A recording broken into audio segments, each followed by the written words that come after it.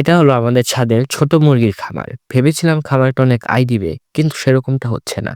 প্রথমে মুরগি খাওয়ার জন্য পালছিলাম, কিন্তু মুরগিগুলোর মায়ার কারণে জবাই করতে পারছি না। যাই হোক, সবচেয়ে বড় মোরগ হচ্ছে ফাউমিটা। এইটা আমাদের প্রধান মোরগ। তারপর এই লাল মুরগিটাও প্রায় তার সমান বড়, কিন্তু এত মোটা না। এছাড়াও আরো অনেক মোরগ ও মুরগি আছে। ঘরের আরেকটা পাশে তাকালে আমরা দেখতে পাবো ফার্মের ছোট বাচ্চা। এদের লিডার হলো এই বড় মোরগটা। এর সাথে ইভানের অনেক নাড়াই হয়েছে, আর এই বাচ্চাগুলো অনেক বড় হয়েছে। এই ঘর থেকে বেরিয়ে ছাদের ওই পাশে গেলে আমরা দেখতে পাবো কবুতর। এটা 20 কূপের কবুতরের ঘর। এটা কবুতরের বাচ্চার জন্য। তারপর আছে 14 কূপের এই ঘরটা। এখানে সব মেইন বা বড় কবুতরগুলো থাকে। এই যে দেখুন, সব কবুতর চালের উপর।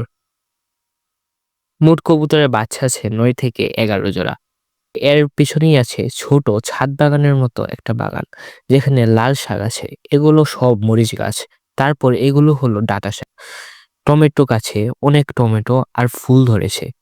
এই দুইটা স্ট্রবেরি গাছ। নিচে আছে অনেক রকমের ফল গাছ, যা পরের ভিডিওতে দেখাবো। আজকে এই পর্যন্তই।